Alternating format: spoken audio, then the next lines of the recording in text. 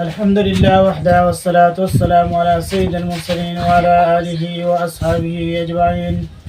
أما بعد فأعوذ بالله من الشيطان الرجيم. بسم الله الرحمن الرحيم.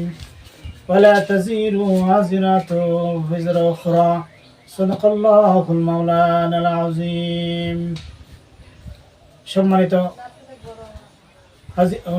আশিকান জাকিরান মুহিব্বান, আপনাদের সকলের অবগতির জন্য একটা আমল নিয়ে আসছি। আমলটি হলো, আমাদের ছোট বড় সকলেরই শত্রু আছে, কম বেশি সকলের শত্রু আছে। এই শত্রুতা থেকে কিভাবে হেফাজত করব, আমার শরীরকে কিভাবে আমি শত্রুতা থেকে হেফাজত করব, এই ধরনের ছোট্ট একটা আমল নিয়ে উপস্থিত হয়েছি।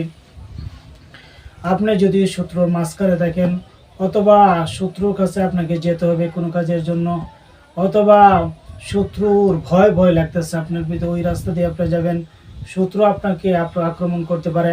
এই অবস্থায় যদি আপনি আল্লাহর কাছে সারেন্ডার করেন, একটি তাসবিহ, একটি আমল যদি করেন, তাহলে শত্রুতা থেকে আপনি হেফাজত থাকবেন ইনশাআল্লাহ।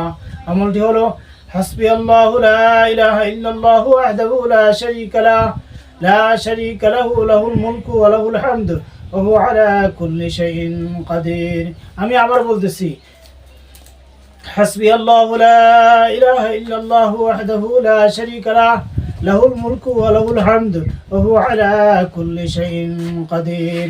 আমি আপনাদের সুবিধার্থে আবার বলতেছি, হাসবি আল্লাহু লা ইলাহা ইল্লাল্লাহু ওয়াহদাহু লা শারীকা লাহুল মুলকু ওয়া লাহুল হামদু ওয়া হুয়া আলা কুল্লি শাইইন কাদির। এটা আপনি 3 বার করবেন, 3 বার পরে শরীরে ফু দিবেন, আপনার শরীরে ফু দিবেন।